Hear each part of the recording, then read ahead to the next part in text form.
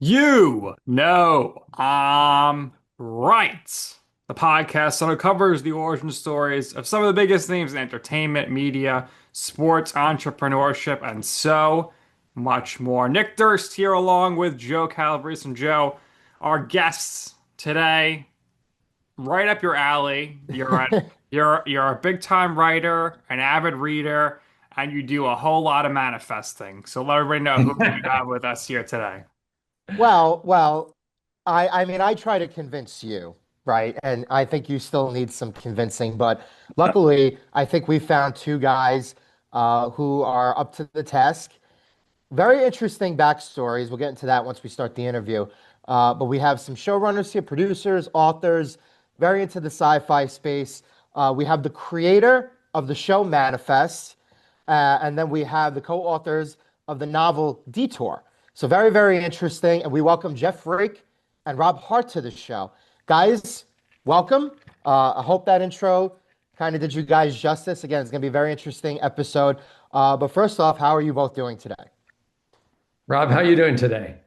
I'm doing great. It's currently like 90 degrees in New York. So it's like I can go outside, I could walk around in a t-shirt and sandals. Like I'm as happy as can be.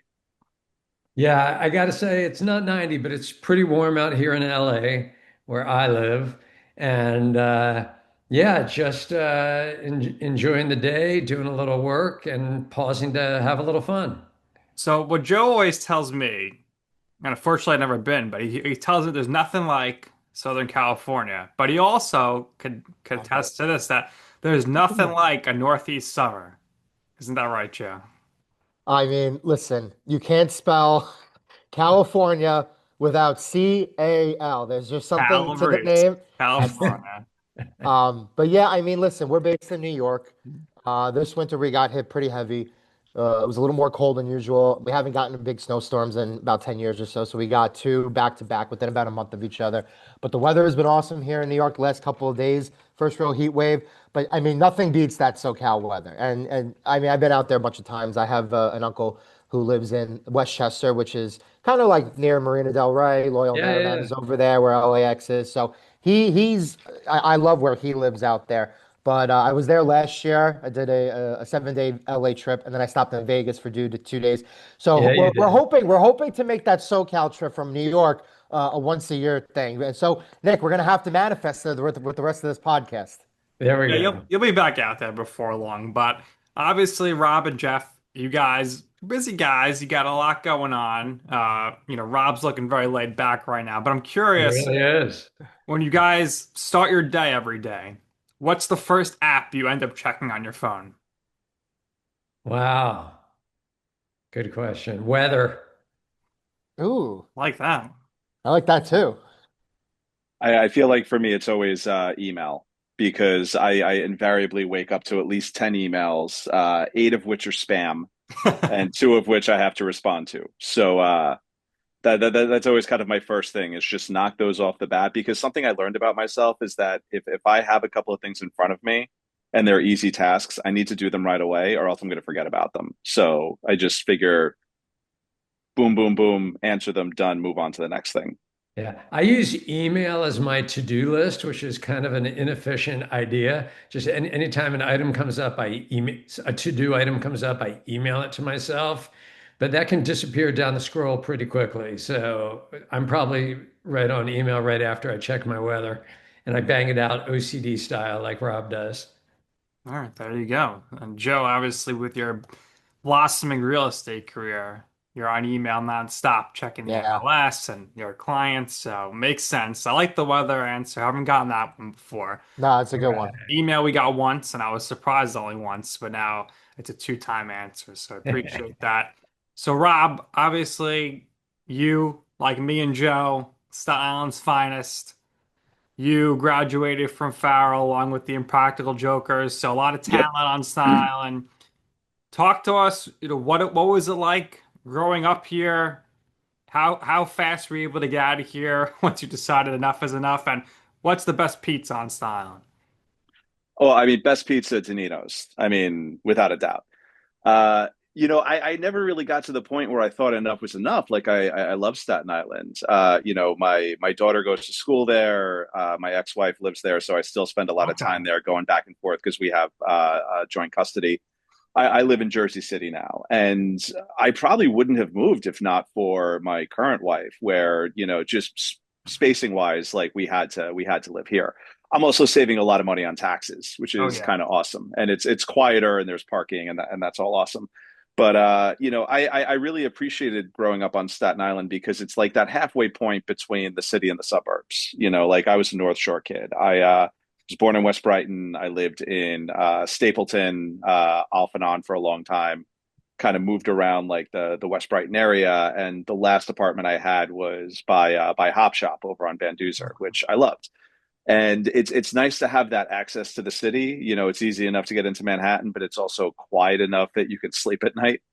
Um, I mean, I love it. I highly recommend it to people. I think that I'm still waiting for that big wave. I think that more people are starting to realize, like, oh, I can move to Staten Island and I can get a two-bedroom apartment for what it costs to have a studio in the other Yeah. boroughs.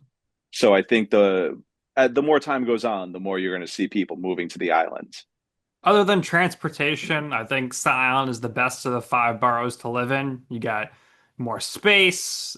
It's more of like you said, the natural urban like atmosphere. You're not one person on top of the other. Although we're getting to that point now, and the traffic's unbearable. But at least you go to the parks, go to your backyard. You can get a parking spot relatively easy depending on where you live. So do you like that? But you sound just like Joe here, Jersey Joe. He He's from Staten Island, moved to Jersey City, but now Yeah. he's back in Staten Island. He's back where he belongs. Yes, I was by the light rail turn where the David Bowie building is. Oh, okay, That okay, wasn't my particular building, but the thing is, it's right by the Holland Tunnel, and yeah. you could see it from anywhere. So it's a point of reference that a lot of people understand. They're like, "Oh yeah, how was it over there?" I like Jersey City. I obviously like Staten Island too. Jeff, let's get back to you for a second. You All actually grew right. up in I see Philadelphia. So, uh, big rival here. Nick's a Mets fan. He hates the Phillies, hates a lot of the Philly teams. Well, But go ahead. I'm sorry to share that I was at the Dodger game last night, which didn't go too well for the Mets in the end. But it was a great game. Does it go well for anybody against the Dodgers these days? Yeah, Sorry. the Dodger Stadium itself ran this promo before the game, advertising the Dodgers as the bad guys. And I looked to my buddy, I'm like, what are they talking about? We're the good guys. And my buddy's in from Boston. He's like, no, bro, you're the bad guys. I'm like, That's all right. right. That's right. Yeah. Once Well, upon a time, the Yankees were the bad Yeah, guys, and now they're not. Joe went to the Dodgers game last year. He said He the did. fans were extremely nice. Where'd you end up going Amazing. out for Mexican food with some guy you met, right? Come The on. game. Yeah, I was gonna say, long story short, I was there. I wanted to experience it. I went on a solo trip, like I said. So Yeah. I met guys in the bleachers in the very early innings, and they were like, "Oh, we're from." One of them was from New York, then the other one like was rooted in LA. So they treated me around, and there's a really nice bar restaurant area in left center field. So they were there. They bought me a couple drinks. We were Holy mingling with cow. fans and everything, and it was just they really made the experience so enjoyable for me. And Nick and I, we have the pleasure of knowing Steven Nelson. You can clip this. He's the broadcast now, play-by-play guy for the Los Angeles Dodgers. So that game Yeah. was on ESPN, wasn't on Spectrum out there. If they're still on Spectrum, I don't recall. Yeah. No, you got Maybe it. they are. They got it. So yeah, so I wanted to see if I could link up with him. Obviously, he wasn't there, but I kind of just did the experience on my own, and it was great. Again, like I said, I missed it out there. But Jeff, you grew up in Philadelphia, right? So where is the best place, in your opinion, for cheesesteaks? The definitive best place go. Yeah. Good call. So I was born in Philly, and my folks moved us out to LA, and I became a Valley boy when I was only 2 years old. But Oh first, I'll wow. answer your question Wow. because I still spend a lot of time in Philadelphia. Hung out with some friends in college who were all in school in Philly, and so I'm gonna. You could say Pat's and the other staples. I'm gonna say Abner's, which is up in West Philly by University of Pennsylvania, still there after all these years. And I discovered that in the mid 90s. Um, now that I'm in LA, I guess we have to talk about the best sushi. But yeah, so I grew up in little town in the valley called Encino. You might remember Encino Man, classic film from the 1980s. And now I live out just below Hollywood, where all the douchebag TV writers live. Jeff, what was it like living in California in the Valley in the 80s and the 90s, and you have Saved by the Bell and Yeah, you did. Karate Kid. What was it like? Yeah, Karate Kid. If you remember, he's dating that girl, and she lives up the hill at the big mansion. I know that was up the hill. I was like the guy. I was like LaRusso. I was living down at the bottom, and I drove all the way up Alonzo Avenue, and that house was actually up there. The valley was great. It was hot. It's hotter out there than it is in the city side where I live now. But yeah, I saw Fast Times at Ridgemont High in the Sherman Oaks Galleria where Rat worked at the movie theater. So I don't know. I thought I was at the center of the universe. It was pretty cool. So what were the rest of your childhoods like? Rob, you kind of alluded to you grew up on Staten Island. So what, like, where did you go to school? You went to Fowle, you said, right? Where did you grow up, like neighborhood wise? What did you do around the island? And Jeff, after Rob answers that, we can go back to you. All right. Yeah, I was so you know like Silver Lake Park. I grew up like a couple of blocks away from there, and my one claim to fame is that I was on the same little league team as Colin Jost. Oh, So I knew Oh, Colin when I Staten was a Island, kid. great. And then actually, my dad and my mom are very close to his parents because my dad was a New York City firefighter, and so he went out on light duty at one point because he had a heart condition. And most people don't know this. Colin's mom was the chief medical officer for the fire department, Carrie Kelly, and And he Mr. became her. and Mr. Joe's taught me in high school. Oh, there Couple we go. times actually. Yeah. Yeah. I remember so not to cut you off. Nick did a video a little less than a year ago where Colin came back to see the College of Staten Island. So they did a video, it was a very short brief. It got picked up and that's why, we got picked up in the newspaper. We'll get to that. But yeah, so I remember when Colin actually got the head writer job at Saturday Night Live. His father came in and it was like it made the rounds very quickly and we all got to hang out with him. It was like the super cool experience. So I didn't know you were so close to the Joes. That's awesome.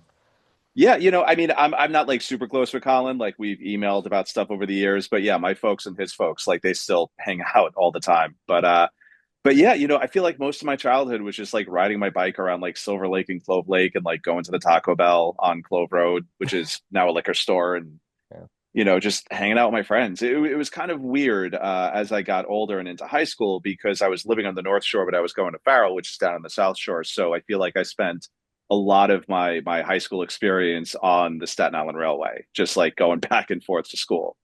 But but yeah, it's there's a part of me that like looks at all that money that I spent on Farrell or that my parents spent and wish we had invested it in something else. But I got a good education, so it was fine. yeah, it's interesting to talk about the commuting from the north to the South Shore because Joe and I were South Shore guys. I'm more south than him.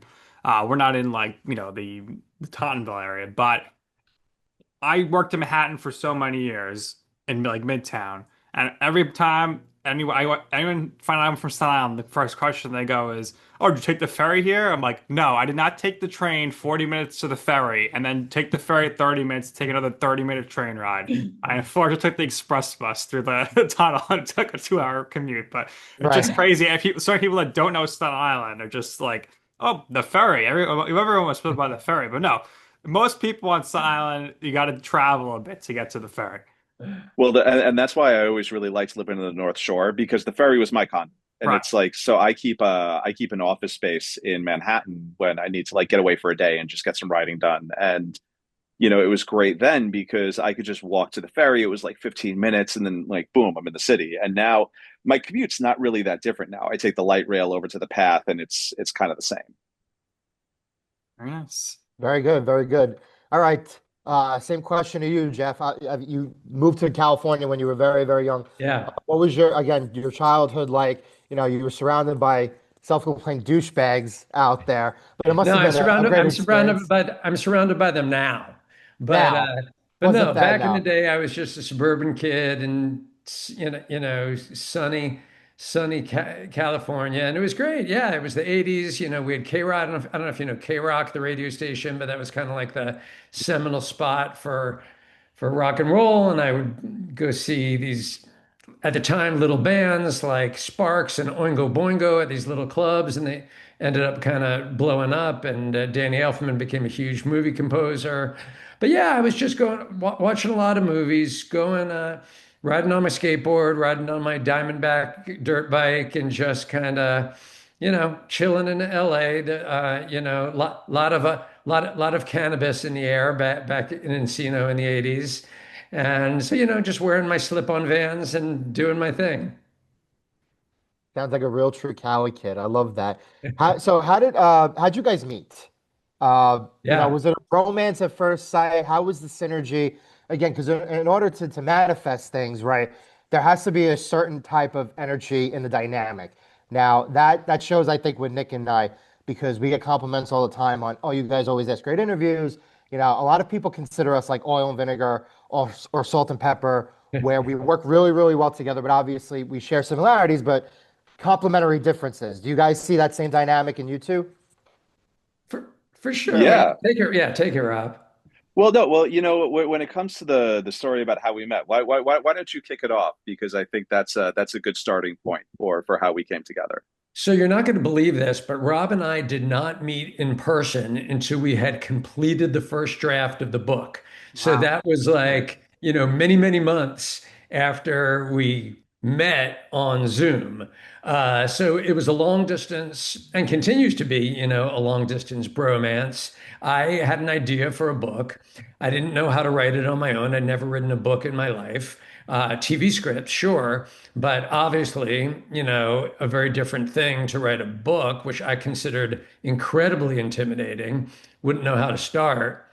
And so, like Rob, we have representatives who help us like with the business side of things. And so I had talked to my people about this book idea. They introduced me to some book publishers, and I told them about the story, and I said, just to be clear, if you want to do this with me, that'd be amazing, but I can't do it by myself. I need to find a veteran author, an expert to partner up with me and also mentor me and help me understand how to write a book. And and that was cool with them, and they liked the story, and they liked the idea of me partnering with somebody who could help me elevate my game. And they said, well, tell you what, let us send you some books of authors who we work with and who we love.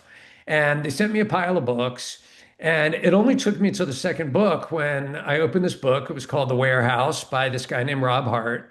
And I read this book in like a day and a half. Wow. And I'm a very slow reader, so that's saying something.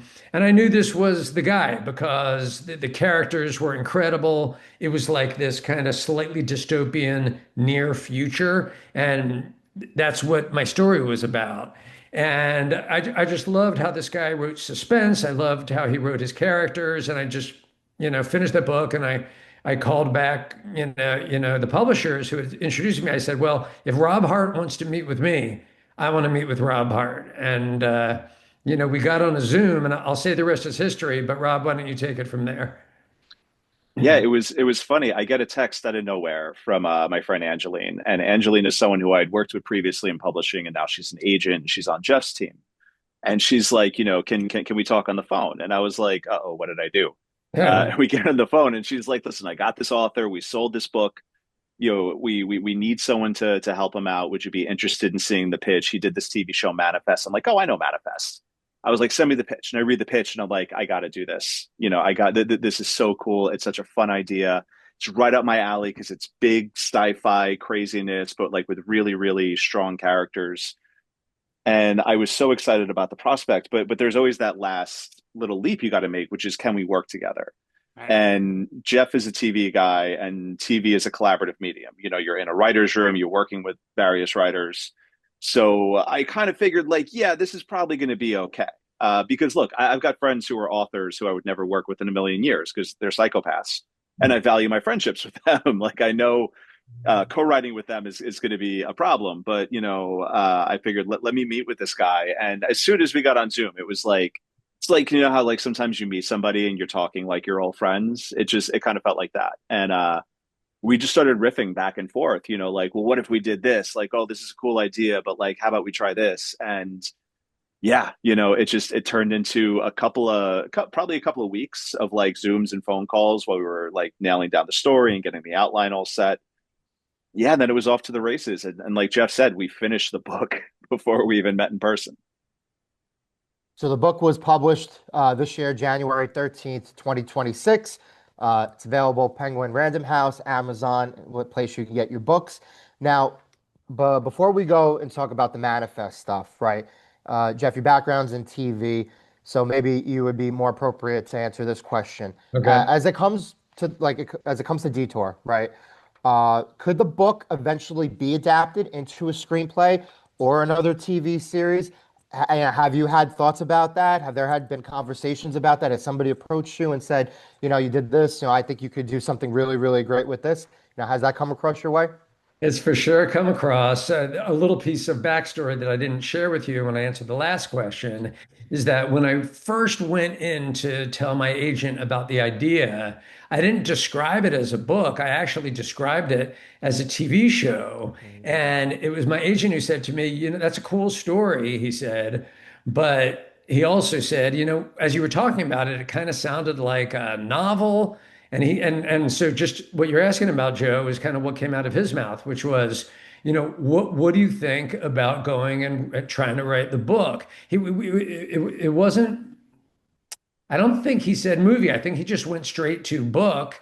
And then the next sentence out of his mouth was, and then down the line, you could try to adapt it into a TV series. And I thought that was super cool. But as I mentioned before, I was just intimidated about writing a book because I didn't think I could. I didn't think I could. And then when somebody mentioned to me, I think that same agent, well, why don't you partner up with another writer? Sometimes two authors write books together, which we all know is true. We see, we walk through the bookstore and you see two names on a book for different reasons.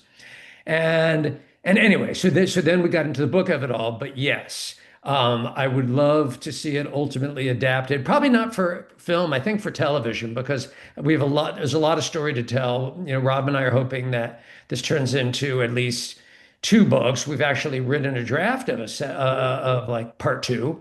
And, there's a fantasy world where it becomes part three. So we talk about it all the time. And Rob and I have even talked about trying to collaborate on the TV version of the show. And, right now we're just kind of focused on the page. We're cleaning up book two. We're going to try to finagle our way into a third to make it a trilogy.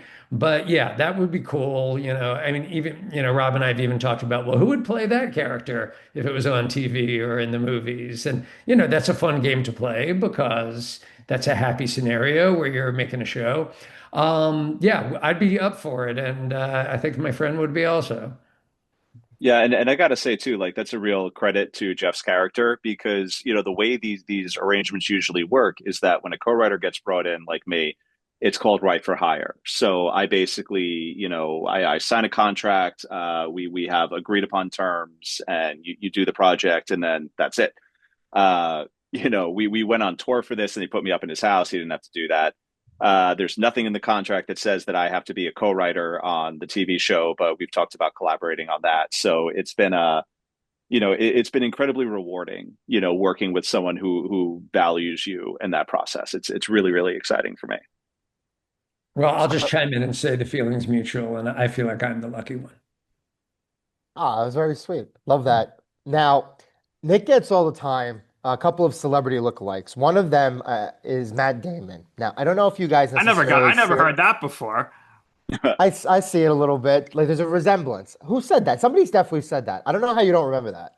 I don't know. Usually I get Daniel Tosh or Rob Gronkowski when my head buzzed, but Nice. Right. You're Jimmy Kimmel over I there. am I Jimmy see Kimmel all it. the I way. see it. Yeah, over here, right? A little like anyway, in terms of kind of being incorporated into the project, if it's adapted for a streaming service, I tell you something. I think you could save a lot of money casting Nick and I.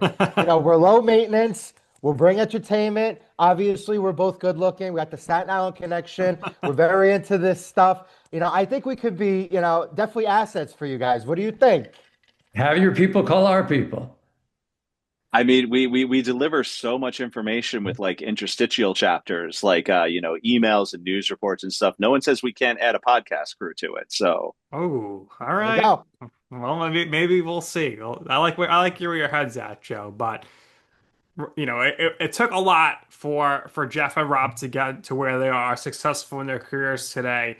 So I'm curious, guys, when you first got to college, what initially did you want to do? And looking back now, can you believe where you are? Because Jeff, you were originally a lawyer, That's and right. Rob, you were working for a fine paper, the Staten Island Advance, out of college. So yep. talk about how everything kind of came to be where you are right now. I'll start with you, Rob. Well, I actually, when I got into college, I was an art major. I was graphic design, and I nearly failed out the first semester because I just realized, like, oh, this is not for me. It's not what I'm passionate about. And around that time, I thought, like, it'd be really cool to write novels, but that's a really hard thing to make a living at. So let me get into journalism because that's where the money is. And then, several years after I got out of college, the media and journalism have completely cratered as something you can earn a living at. But yeah, I came out. I was working for the Staten Island Advance for a little while. Then I was working for as a city councilman. I was doing like communications and stuff. But always in the back of my head, I wanted to write books. And over time, I decided to take like a lower stress job in publishing so I can focus more on writing. Honestly, like I never thought I would get here to where I'm a full-time writer. I support myself on the novels that I write. I can support my family. That's like winning the lotto in this business. Like most people can't do this full time because it's incredibly challenging. The money is stretched out over years. It's really easy to you know it's just it's hard. It's hard. I've had like three times where I thought that like I have to quit this and I have to get a grown up job again, and I'm just really glad that I didn't because I am no longer suited to work in the adult world. Jeff, how about you? The Yeah. transition from law to television. Yeah. So, I was like a late in life convert from, one side of the work world to the other. I thought I wanted to be a lawyer since I was, I don't know, fifth grade. And I was that kid in high school going to all those speech and debate tournaments. And then when I went to law school, I really liked it. And I still, I thought I was going to be a lawyer. And then I worked for two judges, 1 year in Camden, New Jersey, 1 year in Center City, Philadelphia, while my wife was still in school. And then I moved out to LA and I joined a big law firm. And like one weekend, I was like, oh no, what have I done? And so I stuck around for a year, and then I took a leave of absence because I had written not a book and not a TV script, but this is going to sound kind of crazy, but while I was working for those judges back east, my wife was busier than me because she was still a student. And so in my downtime, I wrote a stage musical about Elvis Presley, but through the lens of like two hip hop narrators. Obviously, it was called Hound Dog, a hip hopera. Get it? Yeah. So anyway, after 1 year at the law firm in LA, I took a leave of absence. I put up that show, my Hound Dog show, at a tiny little theater in LA. I like spent thousands of dollars out of my savings, made no money, just lost money. But it was the greatest couple months of my life, and that was my epiphany. And I quit my job and I sat home and took care of the baby, and my wife was working. And 2 years later, I started making a little bit of dough selling TV scripts. I knew there was no money in writing musicals. So I mean, unless you're, the lottery winner. Speaking of, but anyway, then I just kept writing. I didn't go to film school or anything or get a degree in writing. I just went for it, and I read my favorite movie scripts and TV show scripts, and one thing led to another. So that was 25 years ago. So what would you say, Jeff? Is it harder to write for television, for the live stage, or to write a novel? Yeah, it's 10,000 times harder to write a novel than any of those other things.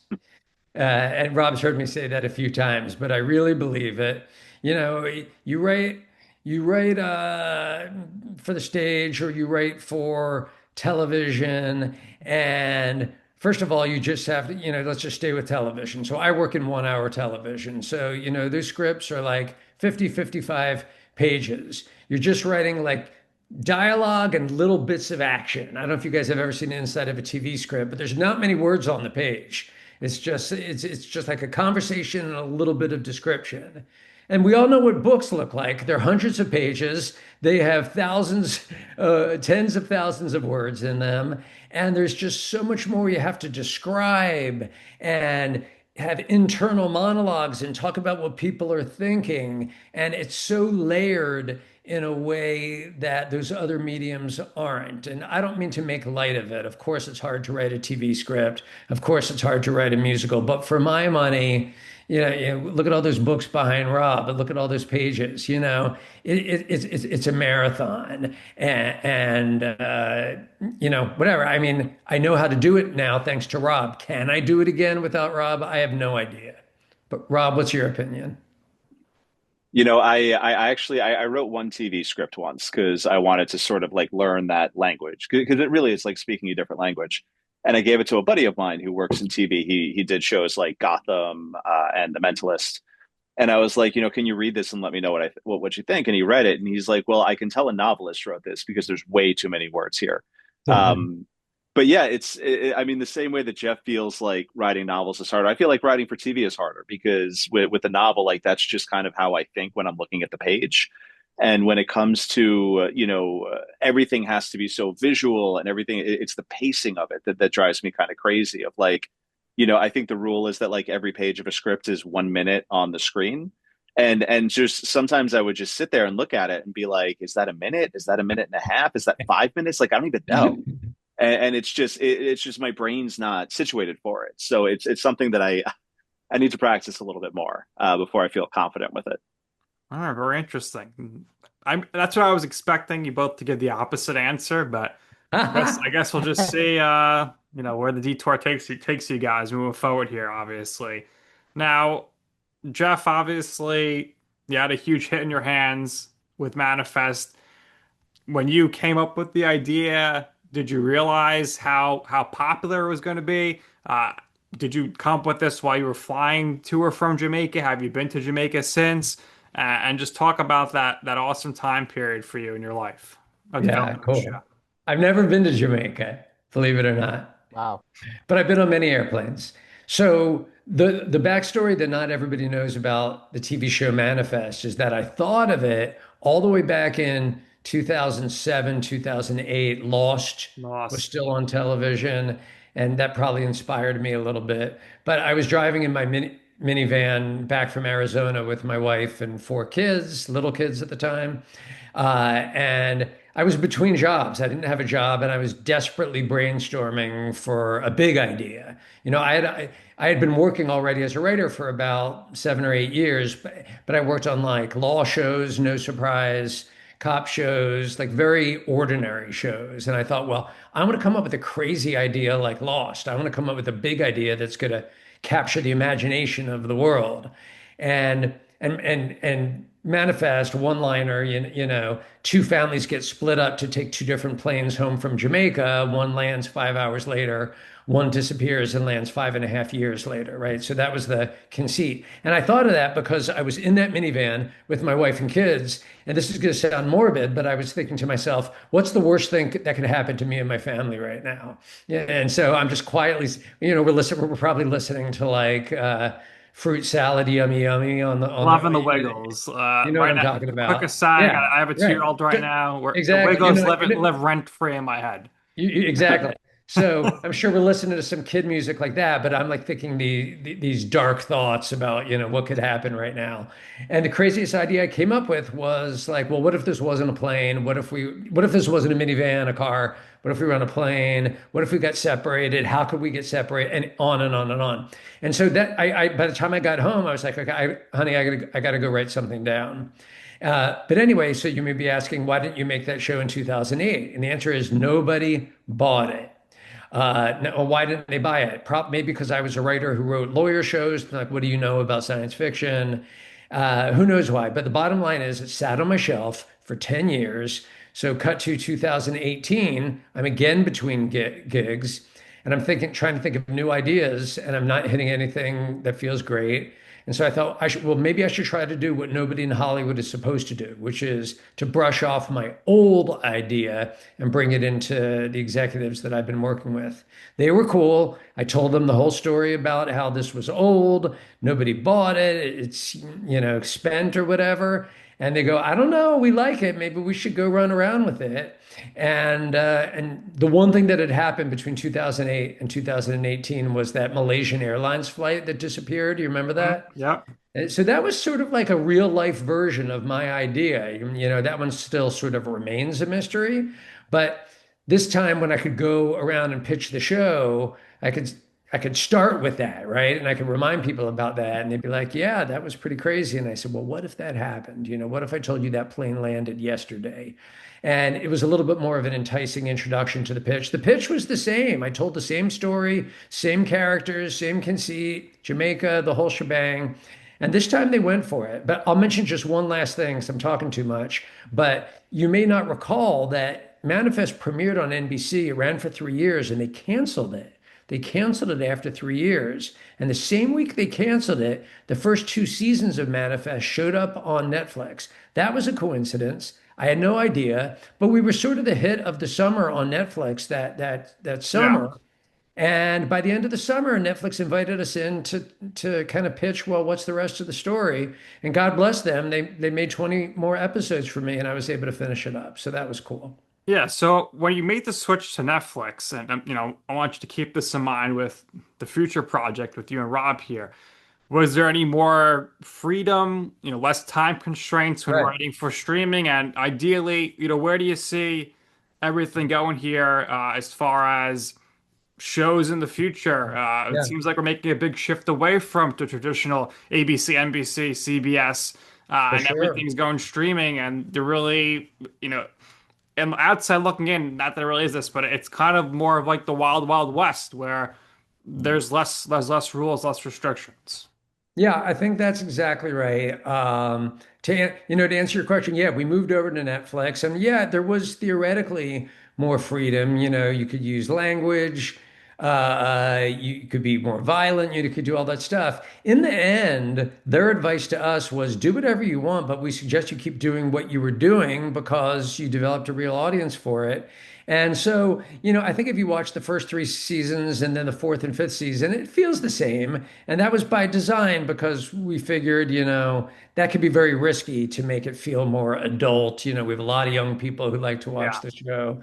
And then, yeah, you're right. It's a whole new landscape. Like I said, Rob and I riffed a bunch on what Detour the TV show would look like. And, I think we would try to be pretty faithful to the book, but there's visual things that you could do on TV. So I'm sure we would bring, new ways to tell the story, more visual ways to tell the story. And so that would be a fun adventure that I hope we get to go on. The thing that I'm noticing when I watch Netflix or Amazon or HBO, any of those, is that you seem to be able to make shows now that are much more niche and specific. Because when you could only make a show on ABC, NBC, CBS, Fox, you were always encouraged to make a show that everybody in the household would want to watch, right? But now the business model for most of them is just subscription. So, if I wanted to make a show about like, some kid who grew up in the valley in LA and some weird teenage journey that was specific to me, I might be able to sell that to a Netflix because they might be able to sell subscriptions to, 10,000 extra people who grew up in the valley in the 80s. Right. And you see more shows about like Indian families, Chinese families, Korean families. And I think that by design, they're okay. I mean, in the end, if the shows are good, everybody will watch it anyway. But even if you only attracted like a specific niche audience, I think a Netflix or an Amazon or HBO is okay with that because they were just able to grab a couple 100,000 extra people. And if everybody keeps subscribing every month, it's all good for them. What do you think, Rob? Yeah, and that's been the thing that's been kind of cool is that, as there are more opportunities, you can start getting different kinds of stories, different perspectives. it's both exciting and frustrating for me because all of my stuff, like most of what I've written, has been optioned for film or TV, and I'm just kind of sitting around being like, it's right there, guys. It's right there, guys. Do we really need like a He-Man movie? Do we really need like a 27th Batman? Like, can you please just make one of my things into a thing? Um, so yeah, but also there's more of a chance of that happening now, which is super cool. It makes sense. Now, with Detour, we'll start with you on this, Rob. What was it like doing the book tour? The two of you guys went around. You did Barnes and Noble in Staten Island, right, as well. What Yeah, was we that did. like? So I mean I always do Barnes and Noble locally because that was my store, and I'm friends with the manager Jess. She's great. They always roll out the red carpet for me. And it was cool because the thing that was nice about going around with Jeff is that we were bringing in different kinds of people. Like we were getting like Manifest fans as well, because I've got a bit of a built-in audience now, plus whoever my mom can guilt into coming to one of our events. One of the things that was really kind was that we did three events with actors from Manifest. So Melissa Roxburgh moderated the Staten Island event. She was a sweetheart, did an amazing job. Josh Dallas did the LA event. Daryl Edwards did the New York City event at PT Knitwear. So and again, a testament to Jeff's character that they still are so close to him. They were so excited to do it. They were so excited to support him. And again, it was fun for me that when I go on tour, I usually don't go to LA. I don't tour at bookstores in California because I don't pull big crowds out there since I'm from the East Coast. So doing some West Coast bookstores where, we've got these huge crowds coming out and all these people that are there for Jeff, it's great because I can kind of pretend like they're there for me too. Makes sense. What about you, Jeff? What was the tour like?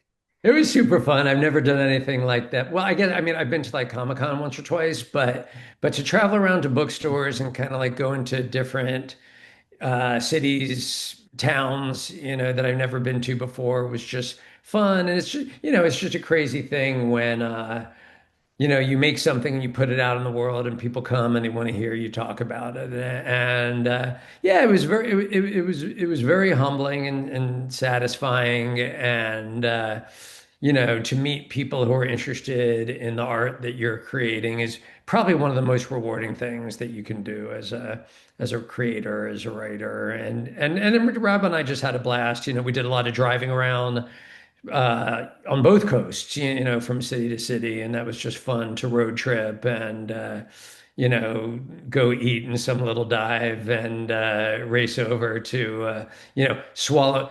I think we had like banh mi in Manayunk outside of Philadelphia, and we were like, we had 10 minutes to like order, consume it, and race back to the bookstore. So it's just fun adventures and seeing different places. Good times on the road for the two of Good you. times on the road. So, guys, in your life or in your careers, what would you say has been your I'm right moment? What I mean by that, at the time or place where you wanted to pursue something, you asked somebody for advice, that person said, Rob or Jeff, sounds like a terrible idea. It's not going to work out. Why are you wasting your time even attempting that? And you said, you know what? I'm going to go ahead and do it anyway. And in the end, you will see why it is that I'm right about this. And I can tell you, I told you so. We'll start with you first, Jeff. Okay. So hearkening back to that story about my stage musical about Elvis, that was my pivot from law into entertainment, albeit in a really weird way. And I spent the next 3 years, like 97, 98, 99, trying to figure out who can I contact? Friends, family, my parents' friends, whatever. Who can I contact that can help me kind of segue into a career as a writer? And all I really had to show for it at the time was this musical that I wrote. And then I started writing some scripts. But everybody I went to talk to, especially right after I left the law firm, were saying to me, you know what? If I were you, I would go back to that law firm and tell them, guys, I made a big mistake and just keep being a lawyer at least until, somebody shows interest in something else that you write, because what you wrote so far is not going to get you anywhere. So I think that's what you're getting at, Nick. It took me a couple years, but I had enough people who believed in me, my wife, my parents, my in-laws, my 2-year-old, and 3 years later, I was rolling, so I guess I would go back to some of those naysayers in the late '90s and tell them, guys, I told you so. All right, excellent. How about you, Rob? So, I had written a bunch of books for a small press, and then I wrote a book called The Warehouse, the book that Jeff read, and that was the book that let me become a full-time writer. Made a ton of money, got optioned for film by Ron Howard, sold in like 20 different languages. It was a huge deal. And then I had to write a book after that. And that's really hard when you have something blow up like that. And then it's like, oh, now I've got to follow it up and it's got to be something better. And I remember going to my agent's office and we were having lunch and he's like, so give me the pitch for the next book. And I was like, okay, it's a time travel murder mystery that's set in a hotel for time travelers, but there's no actual real time travel. And there are robots and there are dinosaurs.